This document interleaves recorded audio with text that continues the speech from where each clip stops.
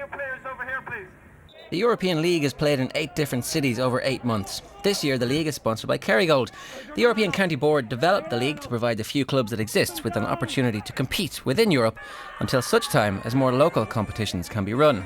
So, brushing up on my best French, I spoke to various players about what brought them to Paris and, of all things, a Gaelic football match. J'ai voyagé en Irlande, j'ai vu la finale 2001 de hurling, j'ai vu c'était Team Paris Galway. J'ai vu un peu de foot gaélique et quand j'ai vu qu'à Rennes il y avait un club de foot gaélique, ça me rapprochait un peu de l'Irlande et c'est pour ça que je me suis mis à jouer à ça, quoi. Et c'est difficile d'avoir un club? De créer un club, de prendre la suite d'un club qui existe, non. Si on a envie de s'investir et d'avancer, mais de créer un club, on est obligé de s'appuyer sur des Irlandais. On ne peut pas créer un club à partir de simples Français, sauf Brest, qui est un club que de Français, mais qui a été créé par une personne qui tient un pub à Rennes, qui a vécu 3 ans en Irlande, et qui a créé un club de foot gaélique, parce qu'il avait des liens avec l'Irlande. Allez, ça va être une longue mi-temps, faut faire attention jusqu'à la dernière minute. Among a mixum gatherum of European sides that are made up largely of Irish expats, one side stands out. Gaelic football Broliant from Brest and France. Learned from All-Ireland final videos and occasional visiting players, these lads, or Celtic fundamentalists, might be the whipping boys of the European League, but they're confident that their all-Breton side is close to a footballing breakthrough. Déjà, nous sommes ici à Paris pour la deuxième manche du championnat d'Europe. La disputer, on a fait la première à Rennes avec un bon niveau. On voulait progresser, donc on est venu ici. On ne vient pas pour gagner, on vient pour s'améliorer dans le jeu et pour, dans quelques années, remporter tous les tournois. Oui, mais il y a une équipe, pourquoi? Alors, tu joues au foot gaélique, pourquoi? À Brest, il y avait quelques Irlandais, il y a quelques années, en 99, qui ont monté une association. Et une des activités de l'association, c'était le football gaélique. Quelques-uns sont partis, les Irlandais sont partis après. Et les Bretons, étant des Celtes également, se sont dit pourquoi pas pratiquer ce sport qui regroupe pas mal de sports collectifs européens. Et voilà pourquoi nous sommes là. It seems the northern regions in France have a Celtic pride that would put many an Irishman to shame, but not all players have the same Celtic motivation. For many, it's just about football. My girlfriend is Irish. Okay. And the other ones are involved through colleagues or just seen it once someone to play. Okay. And is it a good atmosphere to play in? Yeah, it's great. It's not just the actual playing the game as well, there's a social side, I presume. Yeah, especially in Amsterdam, we also have social members. So we have, once every month we have a due in one of the pubs, just have a laugh.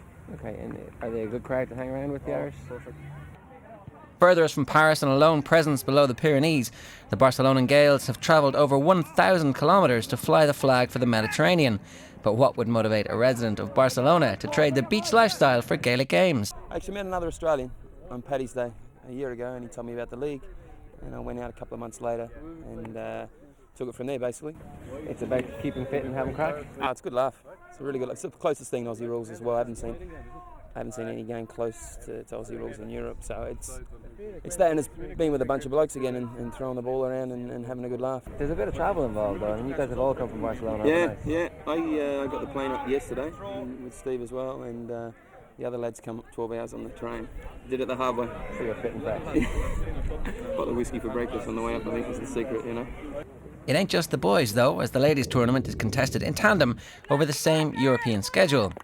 We won the European League last year, so we kind of want to take the cup back with us again this year. So it's a disappointing start, but we're just getting our team together. And how much training do you guys put in? We started one night a week and we're doing 2 nights a week at the minute. Right, so that is kind of... Yeah, it's good. It's usual, getting everyone fit again. And do you have any kind of qualified coaches or any backup from it? It's all self-starting yourself? It's mostly started. We're hoping to get a coach's course run within the European League, but at the minute it's just everybody helping out where they can, and people who've experience doing it, teaching the drills and stuff. Have you any non-Irish people playing for you? Yeah, we have a Swedish girl over here.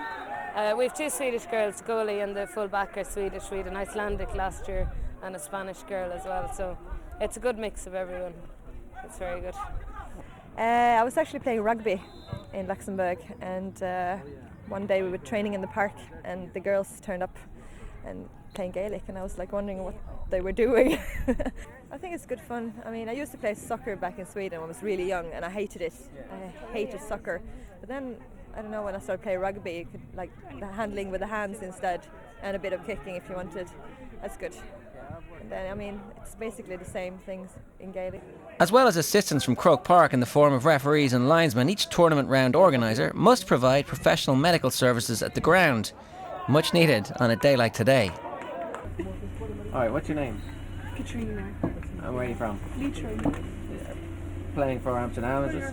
Playing for Den Haag. Den Haag. Den Haag. Okay. But we're like Amsterdam and Den Haag are together. So. Oh, okay, alright. And are you from Den Haag at the moment? I know, I live in Rotterdam. Alright. So there you go. 3 Dutch cities. 3 Dutch cities, I go around them all. How did you end up in Rotterdam? It's a very long story. Very long story. Looks like you're not going anywhere quickly, so. I'm not going anywhere. Den Haag are one of the most established clubs in Europe and have been one of the driving forces of Gaelic sports since the European County Board was set up in 1999. Rugby and Gaelic, they're maybe not so similar, but a lot of the guys will come out training and try to play, and some of them have taken it up fairly well. We've also had we have 3 or 4 guys that play with another rugby club, and they're mostly all expats. So we've had a lot of Australian guys, New Zealand guys, which obviously they have the advantage of having played Aussie rules football before, and they can adapt over a little easier. But people generally have an interest to try new games, and a lot of them can turn their hands to it, and you have proved to be good players. Everybody says that you guys are the ones they have to beat. Because the lads won the European Gael League last year, yeah. Right. And how difficult is it to keep a club going at this stage? Very difficult, because last year we took this tournament and we took the last tournament round 1 and 2, but of the players that won the Paris tournament last year, 10 of them have already left The Hague. Some have gone to Australia, some have gone to London, back to Ireland, so we have to start again this year. Barry Hughes played with Armagh at minor level. He trains the Barcelona Gaels. We're only getting started this year, so we're a few players short today. And how many will you have kind of going to training and that kind of stuff? Regularly probably 12, 13 is probably a good enough number. Sometimes we get up to 15, 16. We've got a base of about 3/4 of our team are Irish, and either they've played Gaelic at home or they've played it at some point. Right. And then the rest we've got a few Spanish and Americans and whatnot.